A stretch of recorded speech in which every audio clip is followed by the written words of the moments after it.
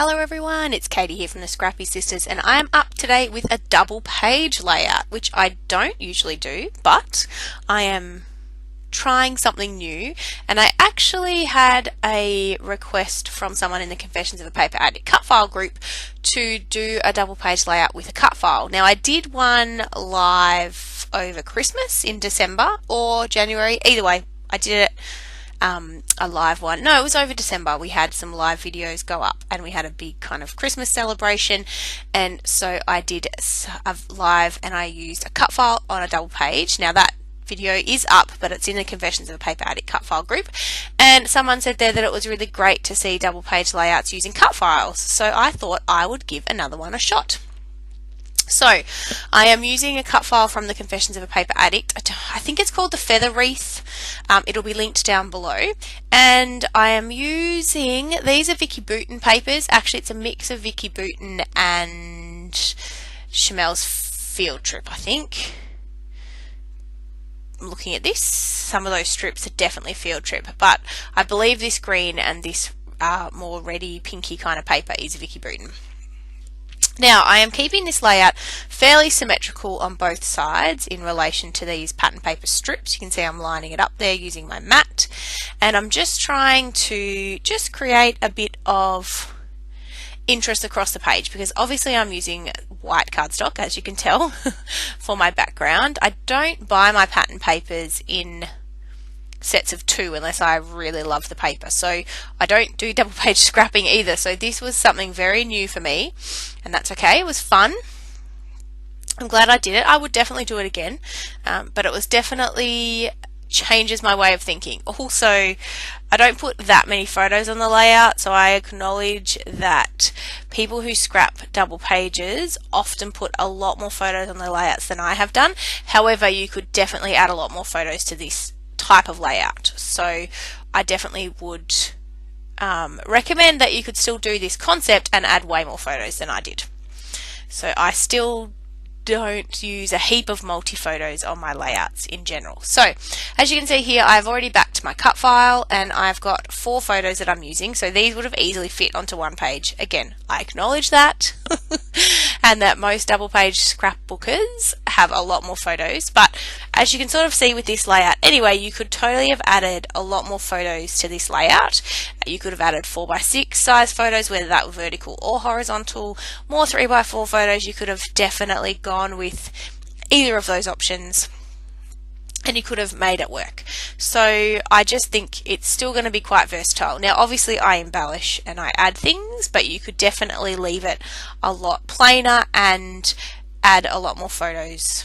Yeah, I guess that's just what I wanted to say. You could definitely add a lot more photos to this layout. So I'm just sort of creating or playing now with paper strips to, I guess, sort of create a space to anchor my photos. That's kind of what I was going for. So I've got a few branding strips that I'm using, plus a couple of other strips of some of the cardstock that I had left over, some of the scraps that I had from this sort of little kit that I had been put together.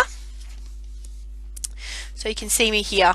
Oh, and I should say that I actually made this layout a long time ago. I'm actually filming this voiceover a couple of months after. I think I made this layout in January over the long weekend, the Australia Day long weekend, and it was for a challenge in Kidaholic Kits. They had a Australia Day online cyber crop, and it was a double page sketch, and so that is what this layout was created for. So this layout has already been released publicly. You may have seen it, but I'm just releasing the video now. But I actually am filming this voiceover in March, so a good 2 months after I created the layout. So forgive me if I'm a bit rusty. I don't really remember everything that I did in this process, but you can see here I'm just sticking down my strips, and as I said, that was to help create a space for me to anchor my photos. And again, what I'm doing here, you could still add a heap more photos to and use this strip concept just to add a bit of interest into the background. Plus it's a really good way to use up your scraps, and it just becomes a nice kind of different matting idea for photos. So I think it works really well. I mean, obviously I think it works well because I did it on my layout, but I do think it works well. So I'm overlapping some of those strips. I'm not sort of necessarily making them butt up against each other like I have done with those two, but I end up layering other ones on top just to make it look a little bit more blended, if that's a word you can use for paper strips and not makeup. But I do think I'm trying to just make it a bit more seamless. Now, this video is going up on, well, it's going up on the 30th of March in Australia, but it will be the 29th of March in the US, and it is for day 29 of our Scrap Madness series. We have only got, after this video goes up, 2 more days left. I can't believe it. We've had such a fun time with Scrap Madness and creating these videos with Miranda and Laura, so make sure you go and check out their channels. They'll be linked down below. Obviously, with the current situation that's going on around the world, we've had differing levels of success with releasing videos every day. Jess and I had actually made all of our videos before March, so our videos all went up because we sort of did them all early, and I know Miranda and Laura don't quite have the luxury of being able to do that, and they had to kind of make a few of theirs in March, and then obviously current events happened, and so that did impact on our capacity to release our videos every day. But definitely go and check out both of their channels because they have got so much inspiration up there. I must admit I haven't had a chance to watch all of the videos yet because, again, current events. I am spending time working from home, and I just, like, obviously my son's at home and my partner and I are both at home now all the time, so I don't actually have much alone time to watch scrapbooking videos, which, you know, is good for the moment because my partner and I are spending a lot more time together, but I'm sure that will wear thin as our self-isolation continues longer than, you know, most of us would hope, but that's okay. We are all staying safe, and I hope that the same can be said for you guys as well. So make sure you're taking care of yourself. For me, scrapbooking is a really nice way to just have some me time and, you know, do a bit of self-care. So I'm hoping others have a similar experience. But back to what I'm doing. So I'm adding a few bits of embellishments around the top here of the layout. I use those banners, and now I'm adding some flowers from Vicky Bouton. All of these embellishments so far are from Vicky Bouton. So you can see that I'm creating some little clusters there using the sticker sheets, and I'm popping some of those up on foam just to add a bit of different dimension. And looking forward to seeing how these clusters can all kind of come together. At the moment, I know, obviously, because I made this layout and I knew what I was thinking, I'm like, where am I going with this? Where is this going? So yeah, I'm just kind of having a play around, adding a bit of colour. Vicky Bouton's collections, personally for me, I find really difficult to work with. Now, that's not that her collections aren't beautiful, they're amazing, but they're just very different to what I'm used to working with, so I don't use quite such bright colours, and yeah, I do find them a bit of a challenge, but that's okay. I'm having fun, and that's the main thing. So you can see I've put my title up there, The Good Stuff. Now, these photos, I haven't told you about these photos yet. So these photos were of my son playing outside, and he doesn't go outside a hell of a lot. So as you can see there, we've got a lot of concrete. These photos were taken, I feel like it might have been October, November last year, so obviously they're quite a bit older, and he was discovering the different things that he could play with outside. So he found a leaf, and the look on his face was like, what is this wondrous thing? Why have I never seen one of these before? Now, we had seen leaves before, but we don't get outside a hell of a lot. It hasn't been the nicest weather for it. Yeah, so that's my sad story.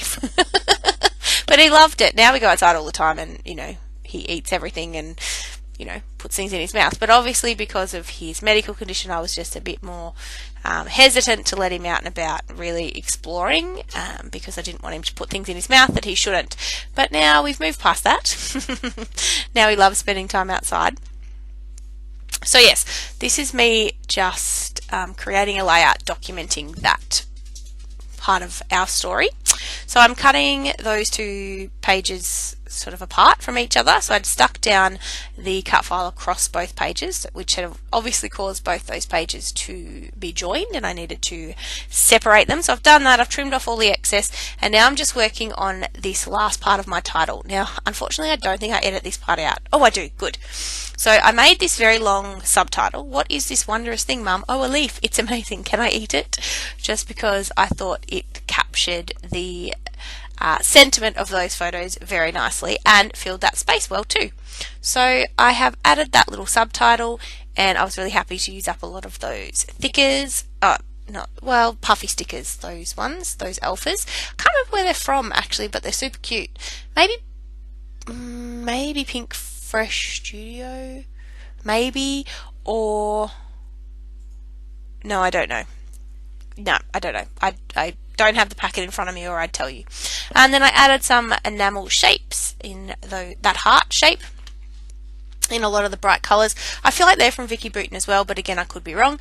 And I think I'm going to add some splatters and we might be done.